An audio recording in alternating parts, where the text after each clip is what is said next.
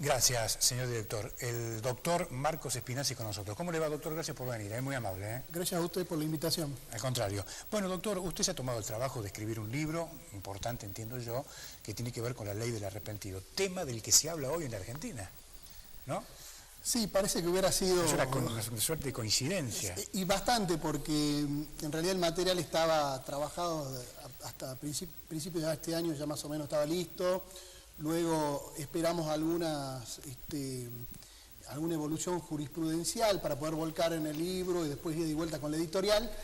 Terminó saliendo que parece que fuera tiempista, pero bueno, ya lo veníamos trabajando desde que se modificó la ley tal cual la conocemos ahora sobre el Instituto del Arrepentido.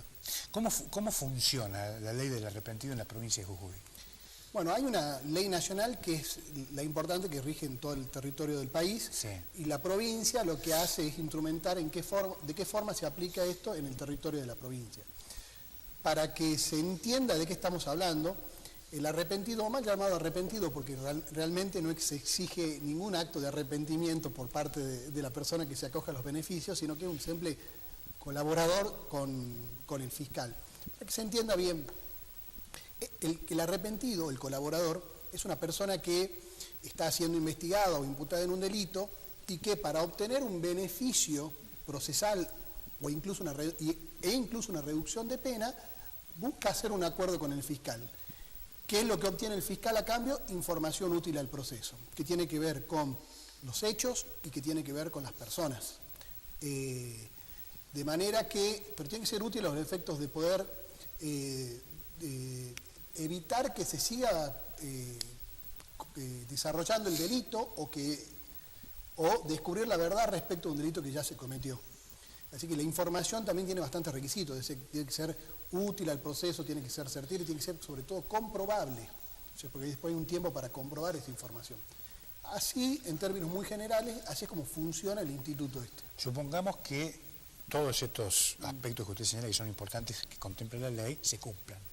Sí. El arrepentido queda en libertad, se le reduce la pena, ¿cómo termina la historia? Depende del delito que se le está atribuyendo. Sí. Cuando la persona se acoge a la ley, el arrepentido se arrepiente, llamémosle de esa forma, lo primero que hace también es autoincriminarse. Aquí empiezan las cuestiones sensibles en la ley, ¿no? Las que generan la verdadera discusión. Se reconoce la autoría. Y sobre el delito que se le imputa se lo reduce al equivalente a la tentativa, que es de 1/3 a la mitad. Cuando se firme el acuerdo de colaboración con el fiscal, ya se está determinando qué pena es la que va a pedir el fiscal en su oportunidad. Entonces, eso va a determinar el porcentaje que se reduce, puede implicar una libertad si la persona está privada de la libertad, porque una de las causales para que una persona esté privada de la libertad durante el proceso es que haya un peligro de fuga, y ese peligro de fuga tiene que ver con la pena en expectativa. ¿Qué se presume, aunque no es absoluta esta presunción? Que si la pena es muy alta, la persona tiene tendencia a escaparse. Entonces, si se reduce a la tentativa y con esa reducción podría, por ejemplo, tener una pena de hasta 3 años, que no es de cumplimiento efectivo, o podría no ser de cumplimiento efectivo, lo razonable es que se le dé la libertad, porque la causal del riesgo procesal habría desaparecido. Entonces, uno de los principales beneficios durante el proceso es que podría acceder a un régimen procesal distinto, adquirir la libertad, o si se presenta espontáneamente, eximirse de la prisión, es decir, no llegar a estar privado de la libertad cuando de movida podría haber correspondido, y luego eventualmente al final del proceso una reducción de la pena. Ahora, la reducción de la pena, doctor, ¿implica que el proceso continúe o no? Claro que continúa.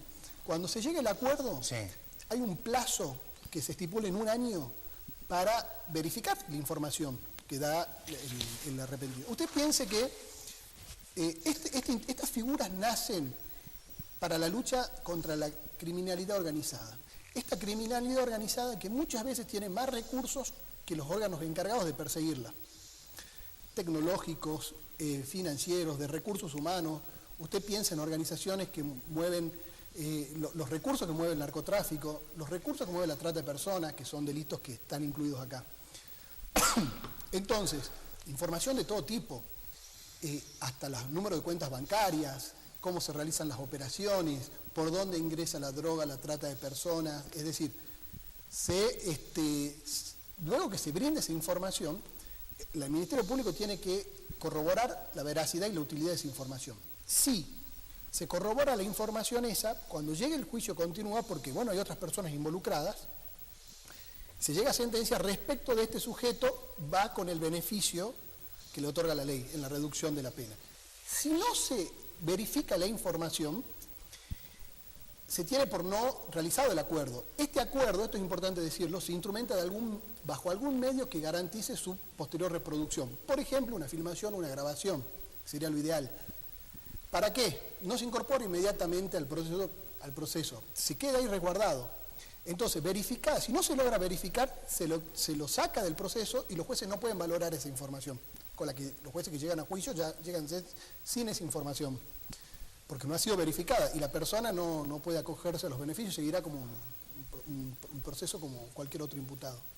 Entonces tiene sus particularidades, no es que la persona se acoja al beneficio y automáticamente di la información y después si es comprobable o no es comprobable, automáticamente no. De hecho, uno de los primeros fallos que salió en la Cámara de Casación Penal de la Nación, se le niega la libertad, es decir, el imputado se acoge a los beneficios del arrepentido y dice, che, yo quiero la libertad porque se reduce la pena. Y Casación dijo, no, esperemos que ver si realmente se verifica. O sea, no es que vos venís, decís y te vas. Si se verifica, si vemos que la información ha sido útil a los fines del proceso, bueno, ahí veremos. Entonces, bueno, esto es un proceso que no es inmediato. Ahora, doctor, en el caso de Jujuy, la mega causa, la causa Pibes Villeros y demás, no hay antecedentes de ningún arrepentido, por lo menos hasta ahora. ¿Por qué? Primero, la causa de Pibes Villeros, como se la conoce Pibes Villeros, está en etapa de juicio. Sí. Este instituto se puede aplicar hasta la elevación a juicio. Es decir, que toda la etapa de juicio oral la descartamos. Pero antes que se llegue a la etapa de juicio. Se podría, pero bueno, no hubo seguramente un acuerdo de colaboración entre el fiscal y... A ver, el fiscal también tendrá interés en la medida que, de llegar a un acuerdo de colaboración, en la medida que le sirva lo que le puede aportar el colaborador. Si las pruebas él entiende que con las pruebas que tiene no hace falta ceder en su pretensión punitiva respecto de una persona, porque cede, en un grado por lo menos cede en su pretensión punitiva, o dice, en vez de la pena que te correspondía, te bajamos. Si cree que no es necesaria, no lo va a usar esta herramienta. Hay un tema muy importante acá. Estas figuras en el mundo nacen para el crimen organizado. Con la reforma de la ley 27.304 se amplía un montón de otras figuras. Entonces, las figuras clásicas que tenían que ver, por ejemplo, con el narcotráfico, pero acá se amplía un montón de otras figuras y la particular es que se amplían los delitos de corrupción. Todo el capítulo del Código Penal que tiene que ver con los delitos de la administración pública. Entonces, empezamos con también algún choque de fundamentos, porque muchos de los delitos de la administración pública no requieren la existencia de una organización criminal. Hay delitos que se pueden cometer una sola persona sin la necesidad de terceros. Entonces, ahí se plantea, ¿cuál es la información útil al proceso? Si no estoy delatando a nadie, es que no necesariamente hay que delatar personas, sino hechos. El Estado se ahorra un larguísimo y costoso proceso si esta persona brinda información, reconoce y se acoge a los beneficios. Bueno, en estas causas tan grandes que se están presentando en la justicia de Jujuy, muchos formalmente están dadas las condiciones para que se presenten, pero después de hacer una cuestión del fiscal y el imputado, si le sirve al fiscal y si le sirve al imputado o algo tiene que aportar al imputado. Doctor, ¿cuál fue la idea original que lo llevó a usted a transformar en un libro el análisis de estas dos leyes, la ley provincial y la ley nacional? Cuando salió la figura y yo empecé a leer la ley, a medida que iba leyendo la ley, iba notando cómo se me planteaban un montón de interrogantes. Y veía cómo la figura lleva al límite, erosiona las paredes de lo constitucionalmente permitido. Y empecé a buscar antecedentes, empecé a buscar autores que escribían sobre el tema y empecé a darme cuenta que tampoco se ponían de acuerdo. O sea, me pareció que era un instituto súper interesante para escribir, que yo creo que los trabajos que hoy hay publicados al respecto tienen un montón de aportes valiosos, obviamente, para el ejercicio profesional, pero yo creo que va a venir una segunda instancia de doctrina al respecto, que es cómo se aplica. Porque hay autores que sostienen que es inconstitucional esto. y hay autores que dicen que no es inconstitucional. Por ejemplo, ¿a qué me refiero? La persona que se adhiera a los beneficios se está reconociendo el delito. Ese reconocimiento es una autoincriminación. Ahora, para que haya una autoincriminación, tiene que ser totalmente libre la persona y no condicionada. Entonces dicen, bueno, pongamos un poco los pies en la realidad y veamos qué sucede con una persona que está privada de su libertad hace muchísimo tiempo y le dicen, vení a cogerte los beneficios del arrepentido. ¿Es 100% libre de hacerlo? No está condicionada su voluntad, son las cuestiones que se empiezan a plantear desde la doctrina. Yo adelanto mi posición, yo creo que el instituto en sí mismo es constitucional, que después en la práctica puede haber desviaciones, se analizarán en el caso concreto. Lo importante es que la persona, respecto a la autoincriminación, se cumplan los requisitos que exige la ley, es que la persona conozca acabadamente lo que está haciendo, las consecuencias de lo que está haciendo, y uno de los requisitos más importantes que tiene es que cuente con asesoramiento letrado. Es decir, la persona no puede acogerse a los beneficios del arrepentido si le tenga un abogado que le explique en términos reales, entendibles, qué es lo que está haciendo y las consecuencias de sus actos. Bueno, se está dando en cadena, ¿no?, en Buenos Aires, ¿no?, con el tema de los empresarios y de algunos funcionarios kirchneristas, ¿no es cierto?, la aplicación de la ley. Sí, lo que yo pude observar, de acuerdo a lo que surge de las noticias, porque la verdad es que el detalle de la causa no conozco, surge a partir de los famosos cuadernos estos. Y se discutió mucho ahí el valor probatorio de estos cuadernos. En realidad, los cuadernos estos que no están los originales, no están certificados, como prueba sirven, pero es una prueba muy débil, que es una prueba de indicios. De ahí que entiendo yo que el fiscal necesita corroborar esta información a través de otras pruebas, porque en sí misma no le alcanza, pero sí tiene valor probatorio como indicio. Bueno, no es común que haya habido tanta cantidad de personas que se acojan al beneficio del arrepentido, porque aparte, quiero decir una cosa, esta ley prevé que se le da mayor beneficio al quien se arrepiente primero. Y aparte, el arrepentimiento de uno va condicionando al del resto. ¿Por qué? Porque la información que brinda es útil al proceso. Ahora, si el que viene da la misma información, puede ser útil al proceso porque está corroborada. Ahora, si el tercero que viene da la misma información, ya no le aporta nada nuevo al proceso. Bueno, pero perdóneme, todos tienen el mismo derecho. ¿O no? Bueno, ¿Todos tienen el derecho de adherir a la ley o no? No es un derecho, como está planteada la ley, es un beneficio. Bueno, y eso implica un negocio. Perdóneme, pero todos tienen el derecho a acceder a este beneficio. No. A ver. Insisto, hay una diferencia entre derecho y beneficio. Si fuera derecho, la persona lo alega y el fiscal tiene obligación de aceptarlo. En cambio, acá hay un acuerdo de colaboración entre el imputado y esa persona. Puede ocurrir que venga alguien con información y diga, ¿sabes qué? Yo ya no necesito más información. Yo con vos voy al fondo. No quiero llegar a un acuerdo con vos, no es tu derecho. Déjame que es un acuerdo entre dos partes, yo no quiero llegar a un acuerdo. Eso puede ocurrir. Pero además, otra de las grandes discusiones que genera esta ley es el tema de la igualdad. Porque justamente por eso que me está diciendo usted, dos personas imputadas por el mismo hecho, una tiene un beneficio y la otra no. Rompe la igualdad. Entonces, esa es una discusión importante desde lo constitucional. Pero la ley premia, lo que busca la ley es incentivar el desbaratamiento precoz de estas organizaciones. Entonces premia y se le da especiales estímulos a las personas que se delatan primero, vendría a ser. También se critica esto de la doctrina, esta suerte de competencia a ver quién delata primero. Si es ético que el Estado negocie con las personas que han delinquido. Bueno, son discusiones súper interesantes. Es lo que a mí personalmente me llevó no solo a leerlo, a estudiarlo, sino a tener la inquietud de escribirlo. Como digo, todas estas cuestiones que yo le estoy planteando desde lo apasionante que puede ser la cuestión doctrinaria, esto se traduce en práctica después.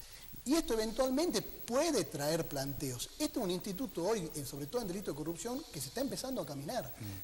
Veremos qué dicen los jueces, veremos qué dicen los abogados defensores, los fiscales, cómo lo interpretan, qué planteos hacen. Eso, bueno, hay que esperar que camine. Usted sabe que en Latinoamérica, en el caso específico de Colombia, que creo que tiene la ley del arrepentido, no ha dado los resultados esperados. ¿Esto puede pasar?